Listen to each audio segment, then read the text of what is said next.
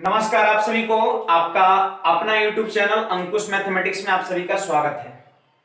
देखिए, हमारे देश ही नहीं बल्कि पूरे विश्व में कोरोना महामारी से लोग काफी जूझ रहे हैं और ये संख्या अनवरत हमारे देश में ही बढ़ते जा रही है।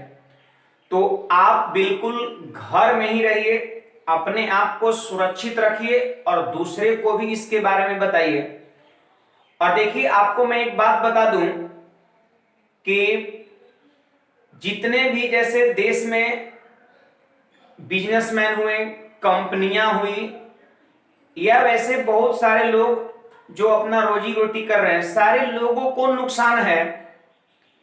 लेकिन हमारा विचार यह है कि एक व्यक्ति ऐसा है जो इस लॉकडाउन में भी फायदा में है, और वो है आप सब विद्यार्थीगण। ठीक है, विद्यार्थी ही सबसे फायदे में है। अगर वो अपने पर आ जाए ना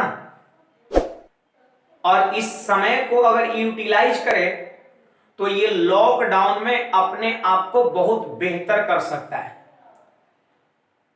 तो हम आपसे ये कहेंगे कि आप इस लॉकडाउन में घर में रहिए और खूब जम करके मेहनत करिए। टोटल पेपर पर, चाहे आपका मैथ्स का हो, रीजनिंग का हो, इंग्लिश का हो, जीके जीएस का हो, सारे पेपर पर आप बहुत जम कर मेहनत करिए।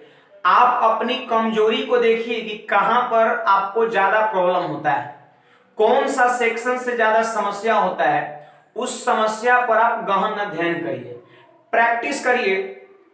यूट्यूब पर बहुत सारे टीचर लोग, मैं भी आपको बैच करा रहा हूं, डेली टेस्ट करा रहा हूं। टेस्ट में 20 क्वेश्चंस मैं 20 चैप्टर से रख रहा हूं, 20 तरीके मैं डेली आपको बता रहा हूं। आप सारे चीज को आप बहुत बेहतर ढंग से पढ़िए और उसको रिवीजन करिए। आपको हर दिन मैं 20-20 नई चीज बता रहा हूं टेस्ट के माध्यम से। और मॉर्निंग शिफ्ट में जो मैं सीआई पढ़ा रहा हूं, वहां से आप पूरे एक चैप्टर को कंप्लीट करिए। ठीक है, तो बाकी ये सारी बात को ध्यान में रखिए और बिना देर किए हुए आज के पहले प्रश्न पर हम आते हैं। और देखिए, सारे लोग को थोड़ा शेयर करिए, बताइए कि अंकुश सर टेस्ट सीरीज जो है यूट्यूब पर स्टार्ट कर दिए हैं और आज डिस्कशन 5वें सेट का हम शुरू करने वाले हैं। और जहां तक इसके क्वेश्चंस की पीडीएफ की बात है, तो पीडीएफ हमारे टेलीग्राम चैनल अंकुश मैथमेटिक्स पटना पर आपको मिल जाएगा। हर दिन हम 3:30 बजे शाम में टेस्ट का पीडीएफ अपलोड करते हैं और लगभग 4 बजे इसका वीडियो सॉल्यूशन हम यूट्यूब पर देते हैं। तो आइए आज के पहले प्रश्न की ओर बढ़ते हैं। और पहला क्वेश्चन जो है वो मेरा मेंसुरेशन से प्रश्न है। ठीक है, तो आइए पहला क्वेश्चन क्या कहता है, जरा ध्यान दीजिएगा। दो समबाहु त्रिभुज मतलब इक्विलेटरल ट्रायंगल किसी समद्विबाहु समकोण त्रिभुज के कर्ण पर और उसके लंबवत भुजाओं में से किसी एक पर निर्मित किए गए हैं। लीजिए, एक समकोण समद्विबाहु त्रिभुज है। समकोण समद्विबाहु त्रिभुज का मतलब होता है वैसा त्रिभुज जिसका एक कोण समकोण हो और दो भुजाएं आपस में बराबर हो। अंग्रेजी में इसको बोलते हैं राइट आइसोसेलस। ठीक है, समकोण समद्विबाहु मतलब दो भुजाएं बराबर। तो एक बात बताइए, अगर मान लेते हैं इसकी भुजा की लंबाई अगर 1 रेशियो में होगा तो ये भी 1 रेशियो में होगा।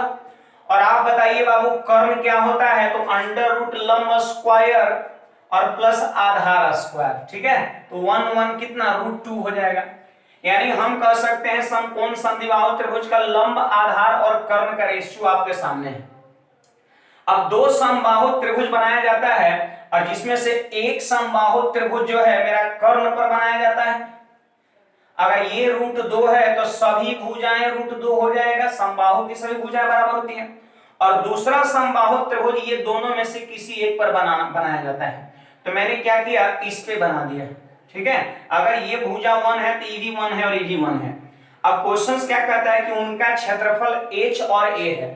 देखिए, कर्ण पर जो बनाया गया उसका क्षेत्रफल को h से दिखाया गया है और इस पे जो बनाया गया है उसके क्षेत्रफल को a से दिखाया गया है। तो हमसे क्वेश्चन ही पूछता है बाबू a/a एच कितना होगा, ए बाई एच कितना होगा। तो समबाहु त्रिभुज का क्षेत्रफल आपको पता होनी चाहिए, √3/4 इंटू भुजा स्क्वायर, और भुजा इसका 1 है तो 1 का स्क्वायर, और एच इसका एरिया है। तो बताइए क्षेत्रफल क्या होगा, √3/4 इंटू भुजा स्क्वायर √2 का स्क्वायर।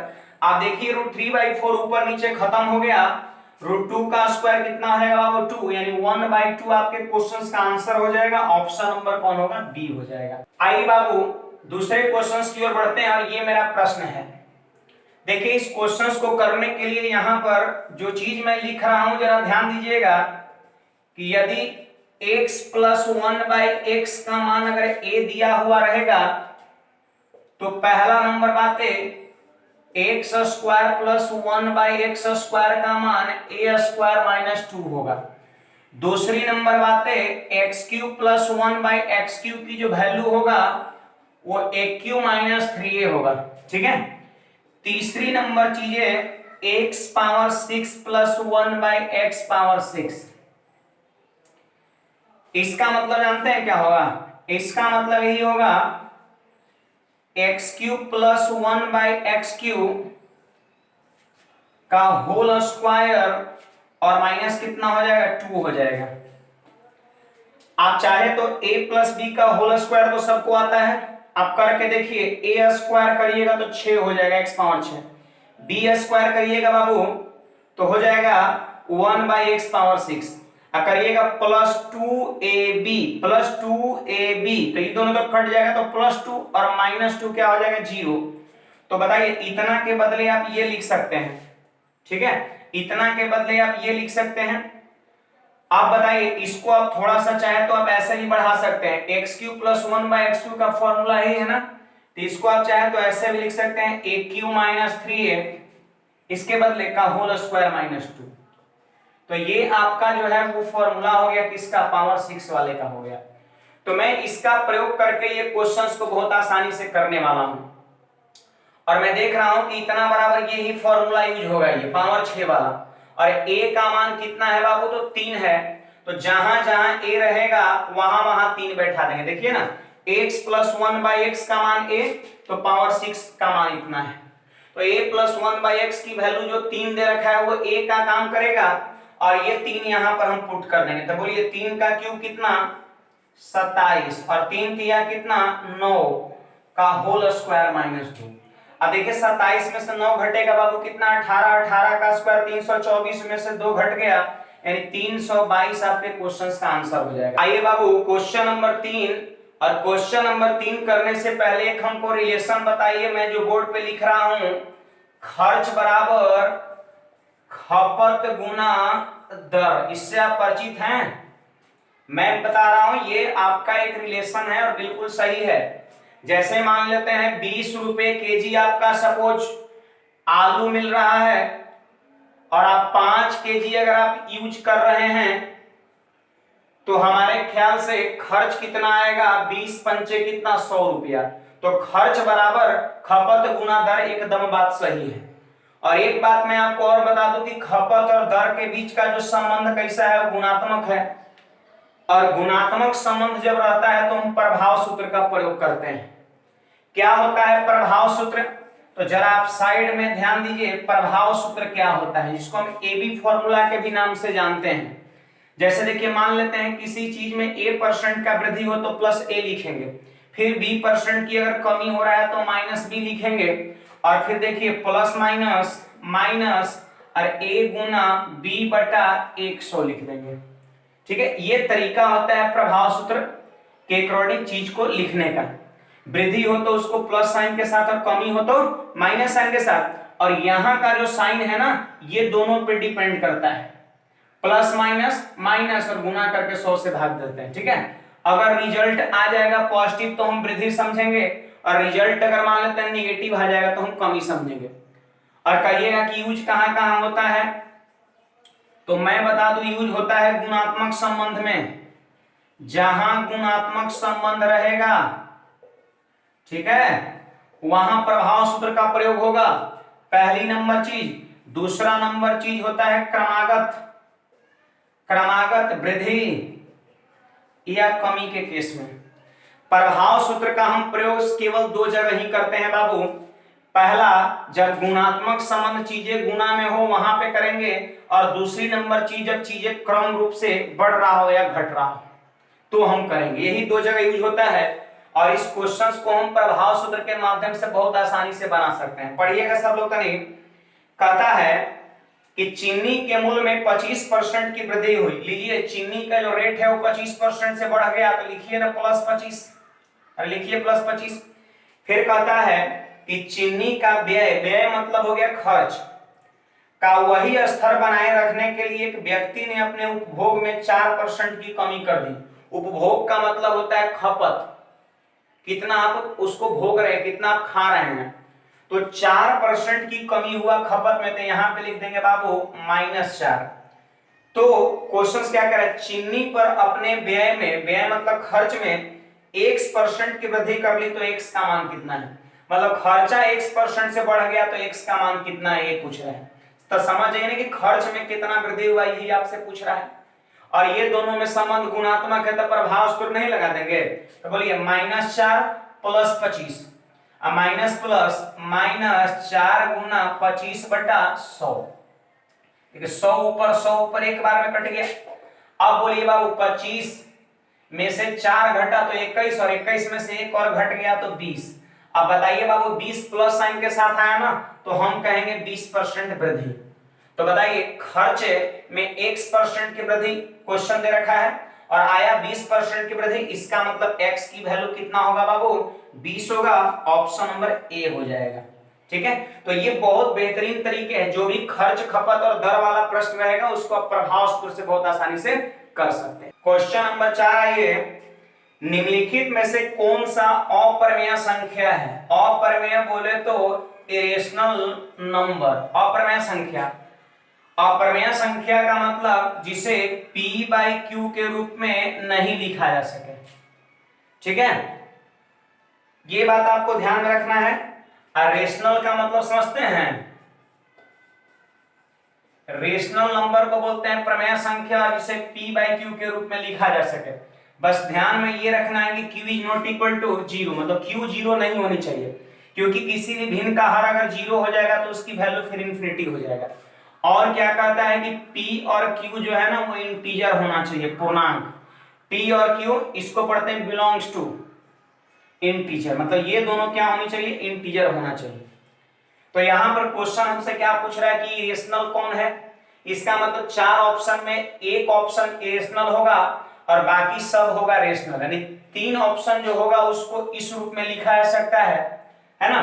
ऐसे इरेशनल नंबर का एक और डिफिनेशन है, आप याद रखिएगा, रूट वाली संख्या।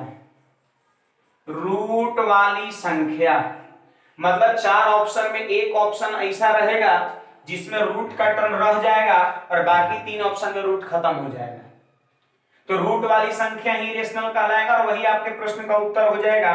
तो सब लोग कहीं ध्यान दीजिए बाबू, पहला नंबर में क्या लिखता है 10 30 इंटू 10 60 है। देखिए trigonometry plus number system, trigonometry का कंसेप्ट भी लगेगा। 10 30 का मान जल्दी बोलिए बाबू लोग, तो कहिएगा 1/√3, और tan 60 का मान कितना हो गया √3, बोलिए कट गया तो हो गया 1/1।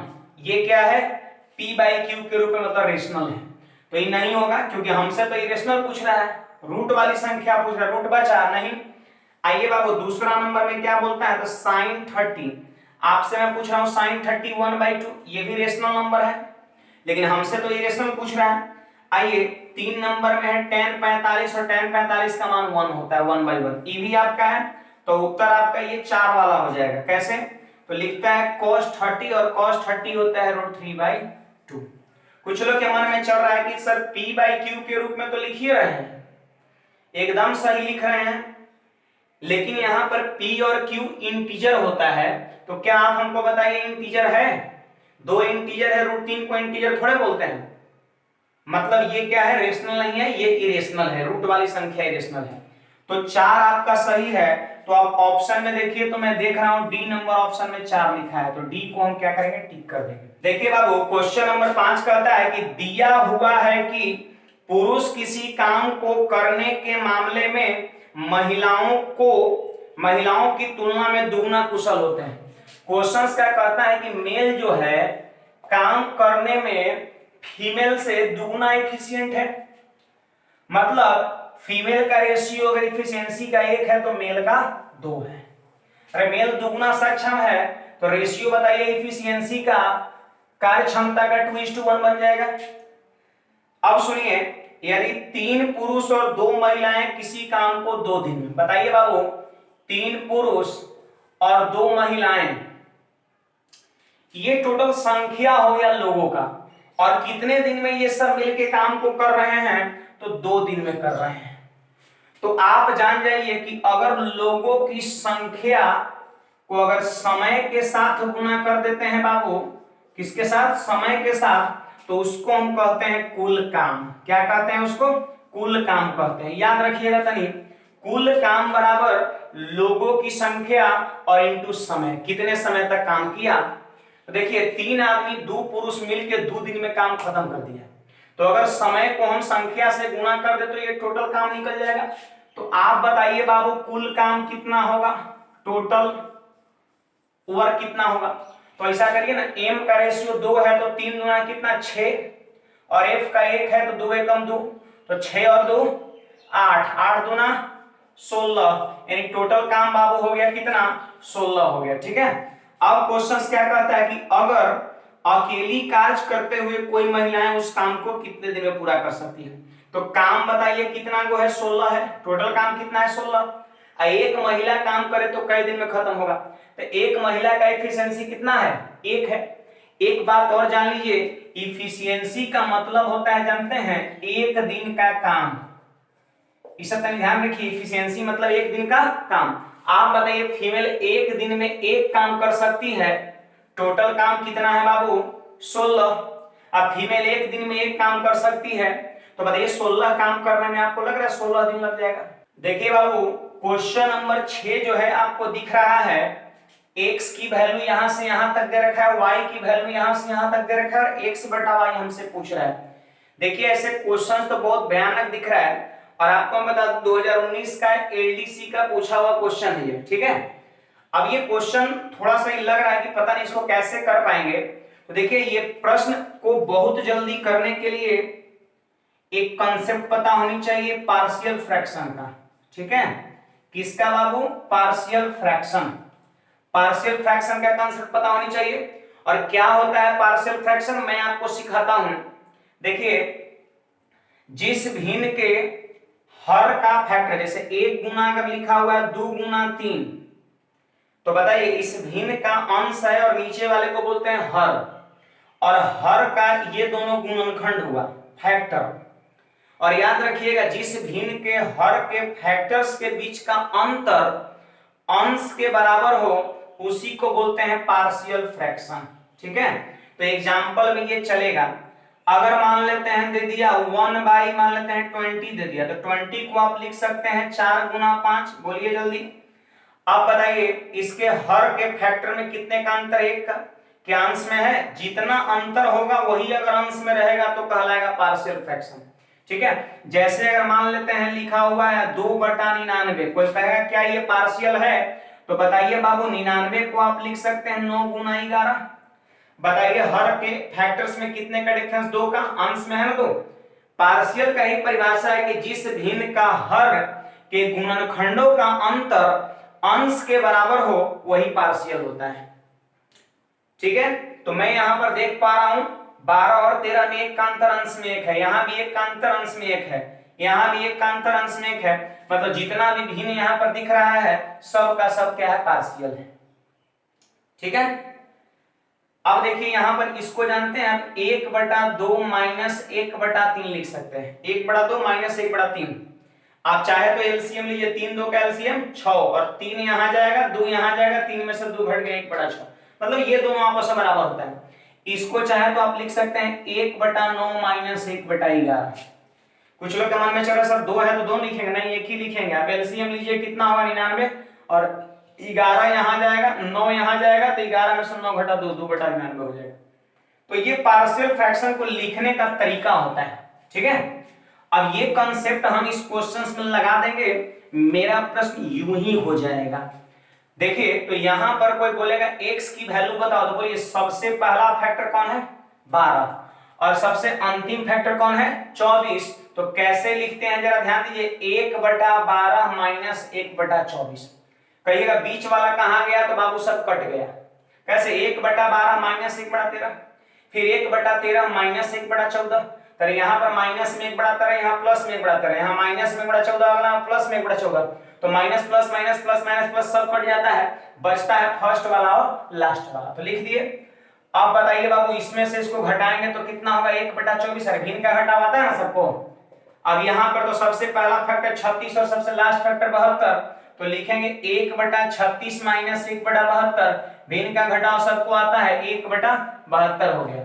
तो लीजिए ये x का मान और ये y का मान हमसे पूछ रहा है कि x/y कितना होगा, तो x को बाबू लिख देंगे ऊपर 1/24 और y को 1/72 नीचे लिख देंगे। बोलिए 24 से कटेगा 3 बार में, और 3 सबसे नीचे है तो कहां चला जाएगा ऊपर, तो उत्तर आपके प्रश्न का 3 हो जाएगा। मैं देख पा रहा हूं कौन सा ऑप्शन है बाबू, जल्दी बताइएगा।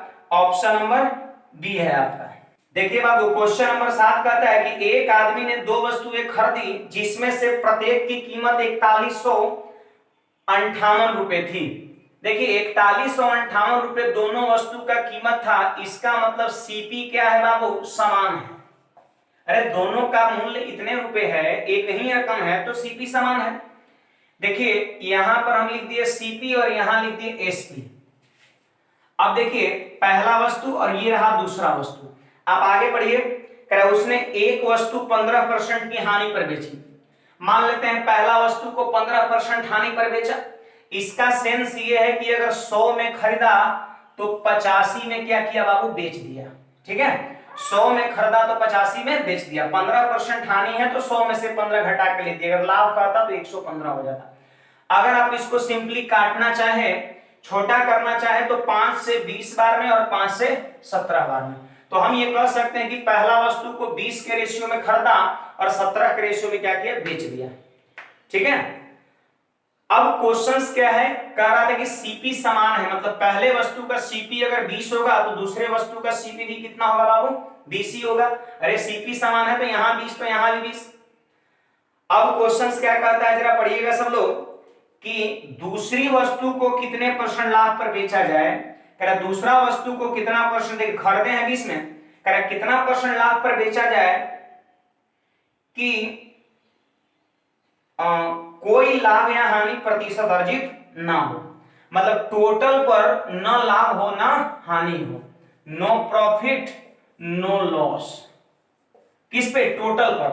तो एक बात बताइए बाबू, टोटल क्रय मूल्य कितना हो गया, दोनों वस्तु मिला के 40, और न लाभ न हानि कब होता है सब लोग बताइए, न लाभ हुआ न हानि हुआ। इसका अर्थ यह हुआ कि जितना में चीज को खरीदे उतना ही में बेच दिए। अगर दोनों वस्तु को खरीदे कुल मिला के 40 में, तो दोनों वस्तु को बेचना होगा भी कितना, कुल मिला के 40 में। अरे बेचना होगा कि नहीं 40 में, और 40 में दोनों वस्तु को बेचना होगा, जिसमें से पहला वस्तु का विक्रय मूल्य रखा है 17, तो यहां पर कितना होगा जल्दी बताइए, 40 माइनस 17 कितना, 23 होगा। देखिए पहला वस्तु का विक्रय मूल्य 17 और टोटल विक्रय मूल्य 40 है, इसका मतलब 23 होगा, 23 तरह 40। अब यहीं पे मेरा क्वेश्चन था कि दूसरा वस्तु को कितने % लाभ पर बेचा जाए, तो बताइए 20 में खरीदे हैं दूसरा वस्तु और 23 में बेच दिए, तो 3 का लाभ हुआ, तो लाभ गुना 100 और बटा क्रय मूल्य कितना 20, तो 20 से कट जाएगा 5 बार में और 5 दिया 15% उत्तर हो जाएगा। कुछ लोग के मन में एक सवाल चल रहा था कि सर आपने 4158 रुपए का आपने यूज क्यों नहीं किया, तो देखिए यूज करके भी प्रश्न को बना सकते हैं, थोड़ा सा इसके कंपैरिजन में लेंदी होगा, और आपको होशियारी दिखाना है एग्जाम हॉल में। अगर चीज परसेंट के फॉर्म में पूछे तो रुपया यूज करने का कोई जरूरत नहीं है, डायरेक्ट हम परसेंट का यूज करके ये निकाल सकते हैं। ये क्वेश्चन नंबर 8 जो है साधारण ब्याज और चक्रवृद्धि ब्याज दोनों का प्रयोग है। किसी मूलधन पर 10% प्रति वर्ष की दर से 3.5 वर्ष का साधारण ब्याज 2940 रुपया है। तो हम मूलधन निकालना चाहते हैं, तो पता है मूलधन बराबर क्या होता है ब्याज गुना 100 और बटा में होता है दर कितना 10 और समय कितना 3.5 वर्ष, मतलब 7/2। अरे 10% रेट दिया हुआ है, और 3.5 साल जो है टाइम दे रखा है। ब्याज खाता मूलधन और साधारण ब्याज गुना 100 बटा दर गुना समय, होगा कि नहीं? अब देखिए बाबू, ये हम 0 से 0 क्या किए, खत्म कर दिए, और 7 से मैं देख रहा हूं कि ये भी कट रहा है कितने बार में, तो 7 चौके 28 और 7 दूना 14। अब बताइए ये 2 चला जाएगा ऊपर तो 42 दूना 84 पर 2 जीरो यानी 8400 रुपया। तो 8400 रुपये बाबू प्रिंसिपल आ गया। रेट भी आपके सामने है, टाइम भी आपके सामने है। क्वेश्चन कहता है कि उसी मूलधन पर मतलब 8400 पर उसी ब्याज दर से मतलब 10% से 2.1/2 वर्ष का, मतलब इस टाइम का प्रयोग आगे नहीं करना है। अब आगे जो है क्वेश्चन में हमें 2.5 साल का प्रयोग करना है। 2.5 साल का चक्रवृद्धि ब्याज कितना होगा और लगभग में आपको बताना है, लगभग में आपको बताना है। तो देखिए अभी हम मॉर्निंग शिफ्ट में सीआई पढ़ा भी रहे हैं, और 2.5 साल का चक्रवृद्धि ब्याज निकालना हो या किसी भी ईयर का निकालना हो, लाइन मेथड है, मेरा मेथड है, उसके अकॉर्डिंग आप निकाल सकते हैं। मैं हर टाइप को लाइन मेथड से करा रहा हूं सुबह वाले बैच में, आप जरूर देखिए। देखिए 2.5 साल है तो 2.5 के बाद 3 होता है, मैं एक लाइन को 3 ग्रुप में बांट दिया। और देखिए ये 10% वार्षिक दर से है, इसका मतलब 1 साल में ब्याज लगेगा 10%। तो बोलिए बाबू इसका 10% कितना होगा, 840। कोई भी संख्या का 10% निकालना हो, एक अंक के पहले डेसिमल, तो यहां पर हो गया 840, यहां पर भी हो गया 840। देखिए रेट जो होता है वो समझिए साल भर का ब्याज होता है।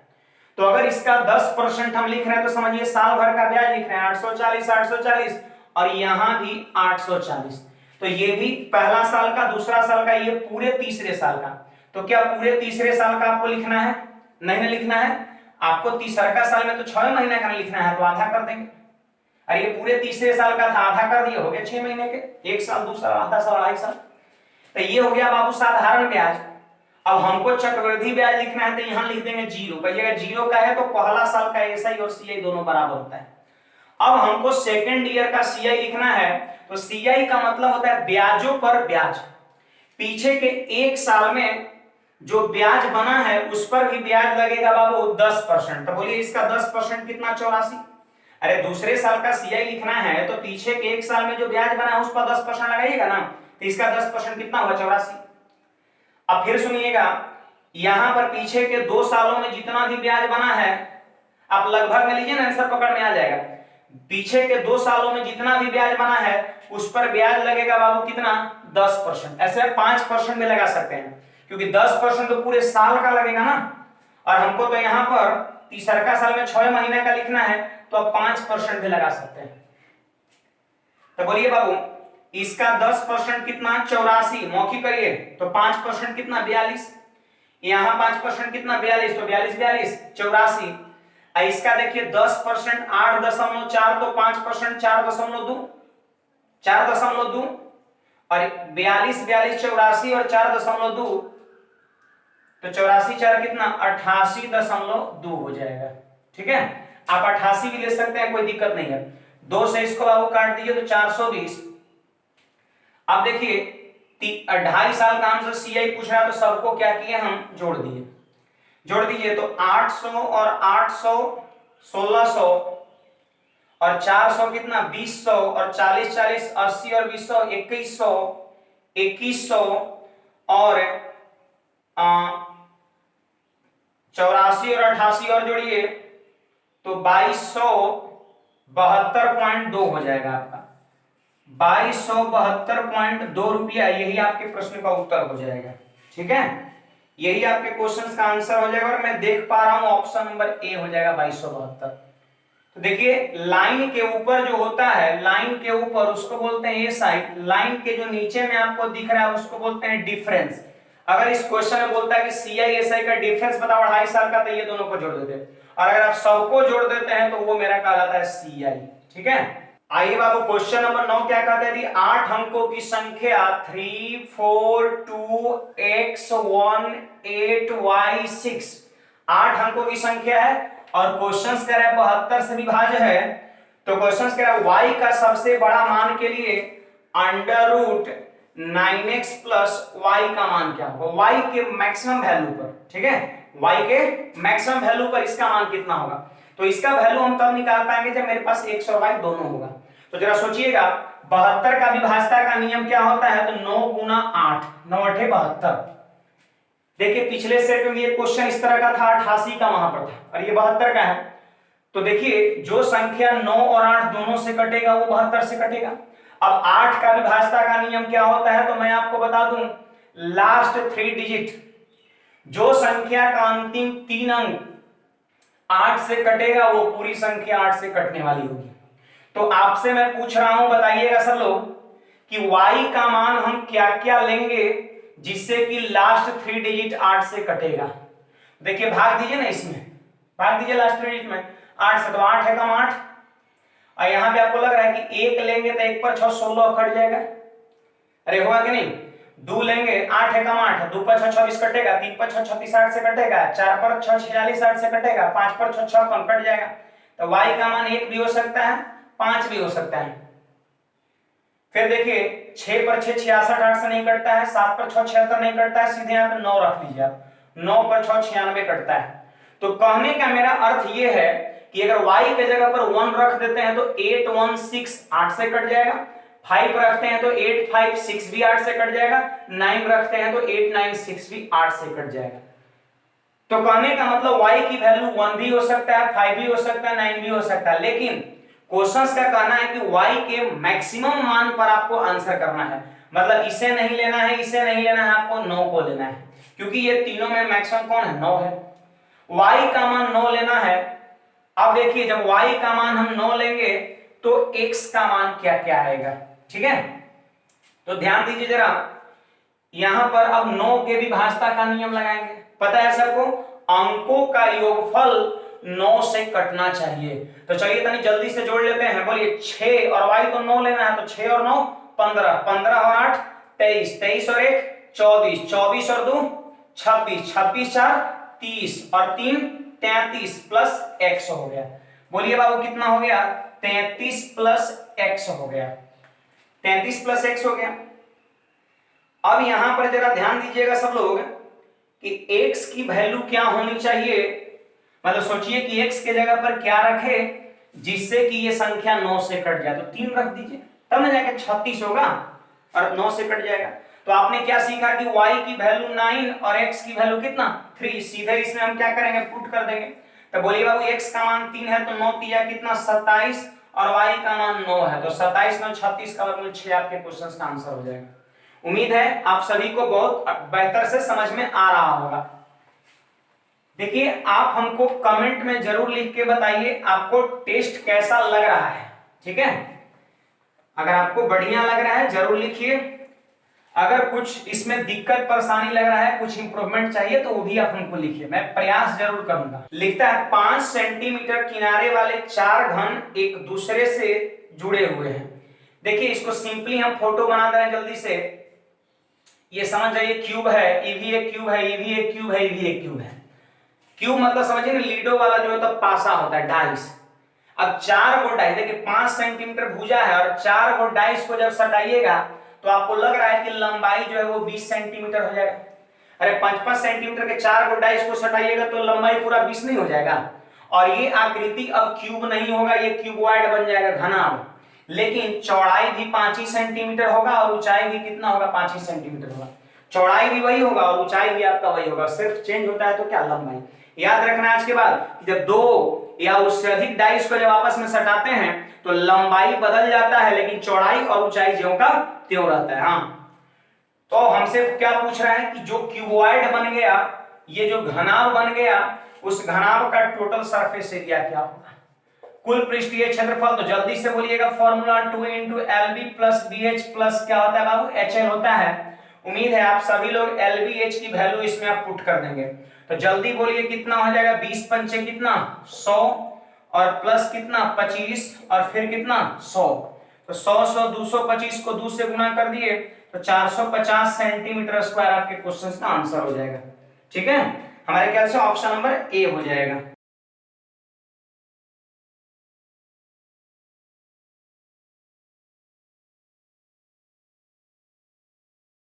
आइए बाबू 12 नंबर से 14 नंबर क्वेश्चंस कह रहा बास्केटबॉल, क्रिकेट, फुटबॉल, ये 3 तरह का गेम है।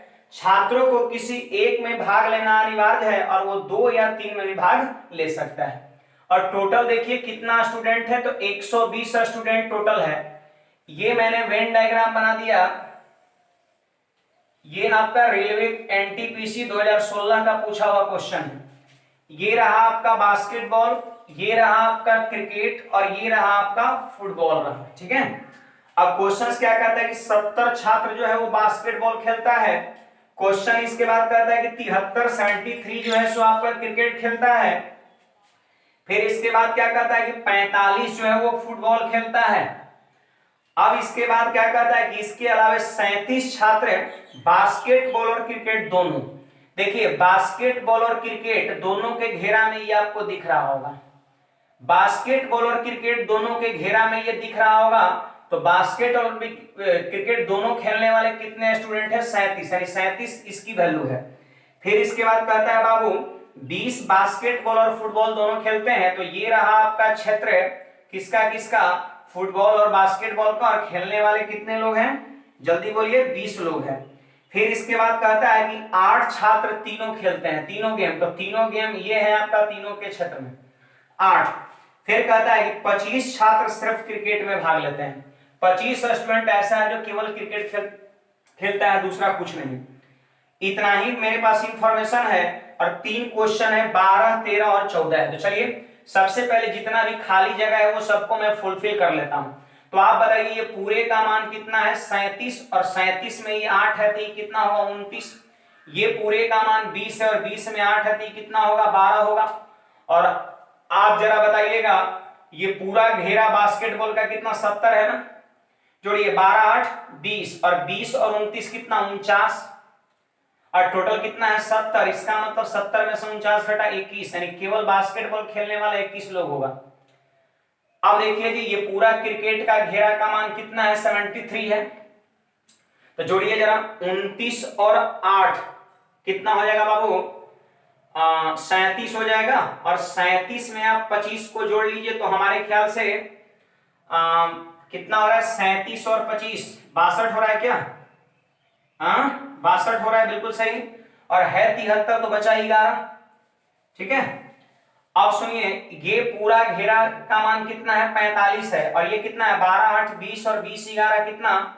31। और है 45 तो कितना बचा? 14, यानी 14 केवल फुटबॉल खेलने वाले लोग हैं। तो जितने भी इसमें खाली जगह है सारा को मैंने फुलफिल कर दिया। अब जो है सारे क्वेश्चंस का आंसर फटाफट कर सकते हैं। 12 नंबर क्वेश्चंस करता है कितने छात्र सिर्फ बास्केटबॉल खेलते हैं? तो सिर्फ बास्केटबॉल, केवल बास्केटबॉल खेलने वाले कितने लोग हैं? 21 लोग हैं। आपका 12 नंबर क्वेश्चंस का आंसर हो गया, ठीक है। आइए क्वेश्चन नंबर 13 की ओर हम बढ़ते हैं। तो 13 नंबर क्वेश्चंस में लिखता है कितने छात्र सिर्फ किसी एक ही गेम में भाग लेते हैं? कितने छात्र सिर्फ है किसी एक गेम में ही भाग लेते हैं? कितना छात्र सिर्फ एक गेम में भाग लेता है? तो मैं यहां पर देख पा रहा हूं सिंगल गेम खेलने वाले कितने कितने लोग हैं? तो 21। फिर कितने हैं? 25। और फिर कितने हैं? 14। तो 21 और 14 में देख पा रहा हूं 35 हो रहा है ना।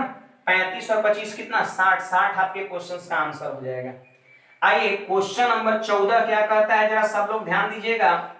इसी का क्वेश्चन नंबर 14, कितने छात्र सिर्फ फुटबॉल में भाग लेते हैं? तो सिर्फ फुटबॉल में भाग लेने वाले कितने लोग हैं?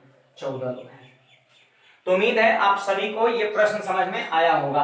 आइए बाबू क्वेश्चन नंबर 15 में क्या दे रखा है? 8, 9, 4, 7, A, 5, 6, B1, ठीक है। B1 9 से क्या है? आपका विभाज्य है। 9 से जो है डिविजिबल है। और क्वेश्चन कहता है बी एक विषम संख्या है। इसमें बी जो आपको दिख रहा है ना, बी वो आपका क्या है? ऑड नंबर है। ऑड नंबर है बी, यहाँ पे विषम संख्या है। फिर इसके बाद क्या कहता है कि ए के सभी संभावित मान का योगफल कितना है? मतलब बी को ऑड होने पर ए की जो जो वैल्यू पॉसिबल है उस सारा का योगफल आपसे पूछता है। तो चलिए जब 9 से विभाज्य है तो इसके अंकों का योगफल क्या होना चाहिए? 9 से कटना चाहिए। अरे होगा कि नहीं? तो चलिए आपसे मैं पूछ रहा हूं, जल्दी सब लोग बताइएगा जोड़िए तनी अंक को, 8 9 17, 17 4 21, 21 7 28, 28 5 कितना 33 और 6 कितना, जल्दी बोलिए 39 और 1 कितना 40। यानी सबको अगर आप जोड़ते हैं तो आ रहा है 40 और प्लस ए और प्लस बी। ठीक है, आप देखिए यहां पर मैं ऐसे कर दिया, ऐसे कर दिया, मतलब एक साइड ए की वैल्यू में लिखूंगा और दूसरे साइड बी की वैल्यू लिखूंगा, और ये 9 से कटना भी चाहिए पूरे का सम, आपको ये भी ध्यान रखना है। तो चलिए बी ऑड नंबर है तो हो सकता है ऑड नंबर 1 हो, क्वेश्चन ये तो कंफर्म नहीं किया कि ऑड नंबर यही है, 1 भी हो सकता है, 3 भी हो सकता है, 5 भी हो सकता है। तो मान लेते हैं बी अगर 1 है तो वैसी स्थिति में देखिए 40 और प्लस 1 कितना होगा बाबू 41, 41। अब बोलिए ए के जगह पर कितना रखे कि 9 से कट जाए, तो 4, तब ना होगा 41। अगर यहां 4 रख देंगे तो 45 हो जाएगा और 9 से कट जाएगा।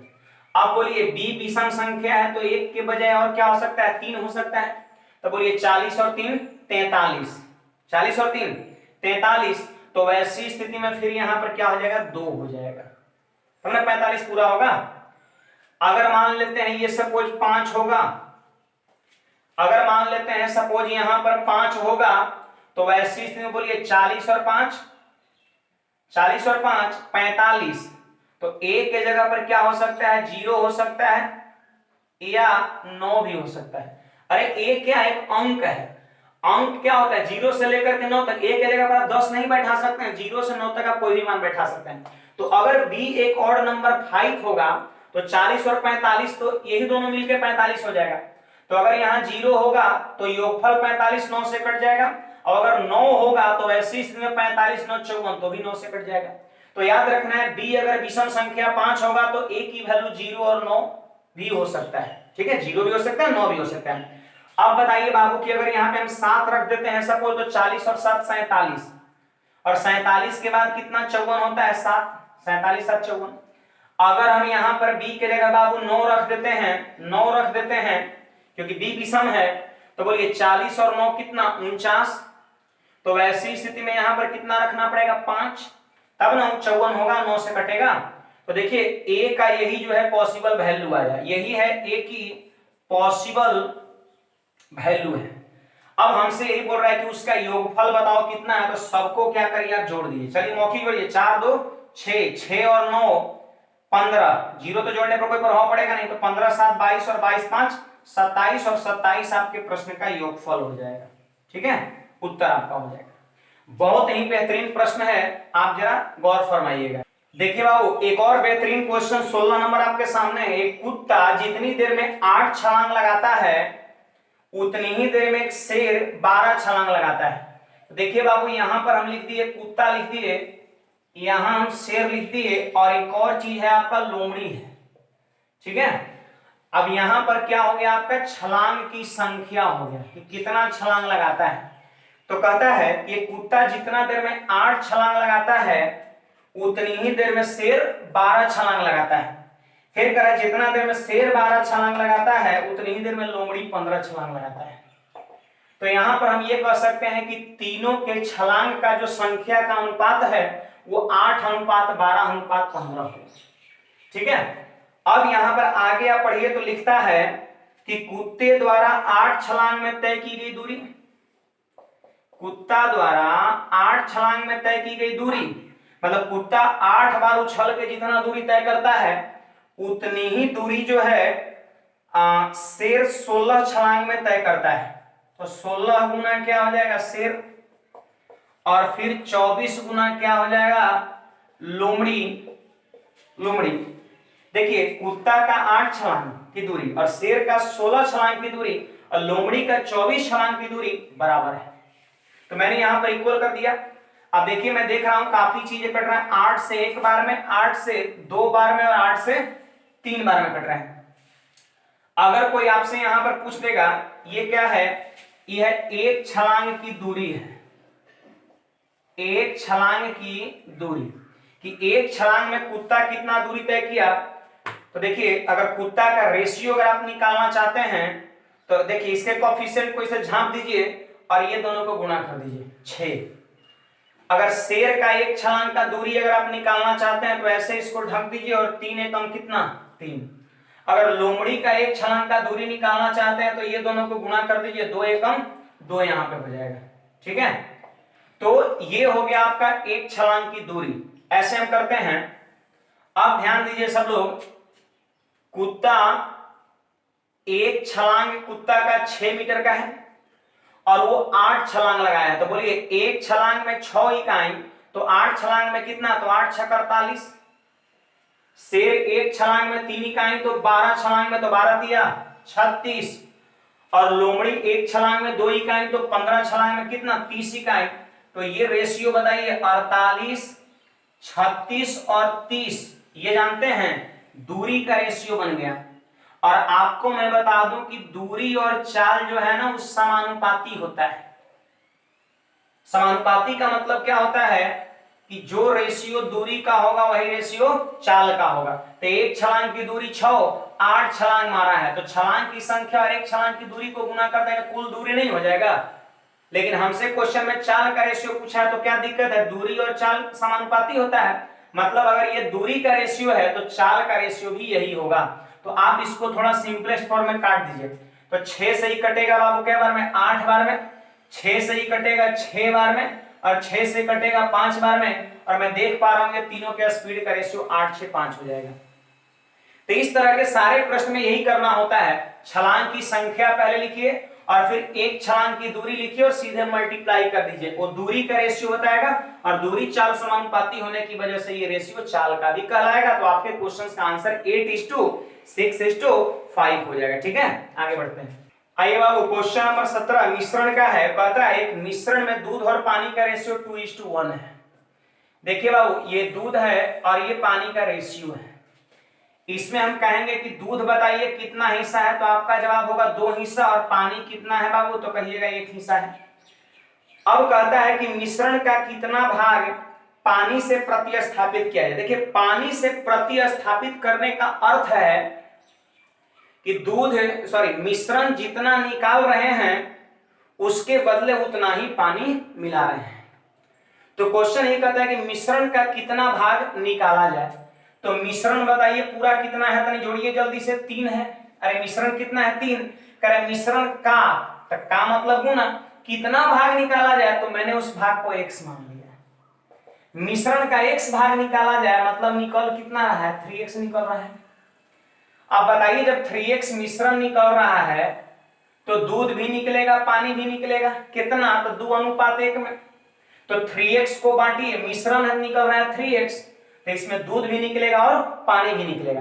तो 3x को 2:1 में बांटिए ना, तो आप कहिएगा 2x दूध निकलेगा और x क्या निकलेगा, पानी। अरे 3x में 2x दूध निकलेगा और x निकलेगा पानी, हो गया 3x। अब इसके बदले इसको पानी से प्रतिस्थापित किया जाता है, मतलब जितना आप मिश्रण निकाले हैं उतना ही पानी क्या करना है, मिला देना है। तो पानी में हम फिर से क्या करेंगे, जितना निकाले हैं उसको हम 3x को जोड़ देंगे। अब ये दूध और पानी के बीच का जो रेशियो है वो हमारा हो चुका है कितना, 5/3 हो चुका है। ठीक है, 5/3 हो चुका है। अब क्रॉस मल्टीप्लीकेशन हम यहाँ पे करेंगे। ठीक है, तो बताइए 3 को 2 से गुणा करेंगे तो कितना, 6 हो जाएगा। और 3 को 2 से गुणा करेंगे तो कितना, 6x 6x। और एक क्रॉस गुणा करेंगे तो 5 एकम कितना, 5। और देखिए बाबू 3x में 6 घटा 2x, 2x को 5 से गुणा करेंगे तो कितना हो जाएगा, 10x हो जाएगा। होगा कि नहीं। आप बताइए बाबू यहां पर ये 6x जाके 10x में जुटेगा तो कितना, 16x। और 5 आके 6 में से घट जाएगा 1, तो x की वैल्यू कितना होगा, जल्दी बोलिएगा सब लोग, 1/16। यानी हम ये कह सकते हैं कि मिश्रण का 1/16 भाग क्या किया गया है, निकाला गया है। यही आपके प्रश्न का उत्तर हो जाएगा। आइए बाबू क्वेश्चन नंबर 18 क्या कहता है, जरा ध्यान दीजिएगा। √1 हल्ला मत करिए। आइए क्वेश्चन नंबर 18 की ओर बढ़ते हैं। √1 plus √1 plus √1 plus dot dot dot dot dot, और लास्ट वाला नंबर जरा सब लोग लिखिएगा 1 2 3 4 5 6 7 6 5 4 3 2 1 और इसी की वैल्यू आपसे क्या करता है, पूछता है। देखिए जरा ध्यान दीजिएगा, इसमें खास कॉन्सेप्ट लगा करके चीज को बहुत आसान किया जा सकता है। आप देखिए 121 का वर्गमूल कितना होता है, 11। तो देखिए कैसे इसको लिखेंगे, जरा ध्यान दीजिएगा। देखिए 1 2 यानी एक कितना को लिखेंगे, 2। कहां तक गया ये, 1 से बढ़ते हुए कहां तक गया, 2 तक, तो 2 1 लिखेंगे। ये बताइए 1 2 3 कहां तक बढ़ते गया, 3 तक, तो हम 1 लिखेंगे क्या, वो 3 को लिखेंगे। ये बताइए बाबू कहां तक बढ़ते गया, 1 2 3 4 तक बढ़ते गया, फिर घटने लगा ना, 4 तक बढ़ते गया, तो यहां पे लिखेंगे 1 2 3 4। फिर वैसे ही होगा 1 2 3 4 5, फिर वैसे ही होगा 1 2 3 4 5 6, और बाकी बताइए बाबू 1 2 3 4 5 6 7 तक बढ़ते गया, तो इसका वर्गमूल में जानते हैं कितने एक होगा, 1 2 3 4 5 6 7 वो एक होगा। ठीक है, और ये सभी को हम क्या करेंगे, जोड़ देंगे। जोड़िए 1 2 3 4 5 6 6 हो जाएगा, 1 2 3 4 5 6 6 हो जाएगा, 1 2 3 4 5 हो जाएगा, फिर 4 हो जाएगा, फिर 3 हो जाएगा, फिर 2 हो जाएगा, फिर 1 हो जाएगा, यानी 1 2 3 4 5 6 6 आपके क्वेश्चन का आंसर हो जाएगा। जल्दी बताइए कौन सा होना चाहिए, बी नंबर होना चाहिए। तो ये लॉजिक इस प्रश्न का याद रखना है। 1 2 तक बढ़ा, 1 2 को लिखेंगे, 1 2 3 तक बढ़ा तो 1 3 को लिखेंगे, 4 तक बढ़ा तो 1 4 को लिखेंगे, ये इसकी वर्गमूल होता है। बढ़िया से पहचान लीजिए इसको। आइए बाबू क्वेश्चन नंबर 19 क्या कहता है, जरा ध्यान दीजिएगा। 100 मीटर लंबी रेलगाड़ी विपरीत दिशा में 5 किलोमीटर प्रति घंटे गति से चलने वाले व्यक्ति को 7.5 सेकंड में पार कर जाती है। देखिए ट्रेन इधर से जा रही है और आदमी उधर से आ रहा है, और आदमी की गति जानते हैं कितना है, 5 किलोमीटर प्रति घंटा, और वैसे ट्रेन की स्पीड आपसे क्या करता है, पूछता है। एक बात बताइए, डायरेक्शन जब अपोजिट है तो स्पीड जुटेगा कि नहीं जुटेगा, जुटेगा।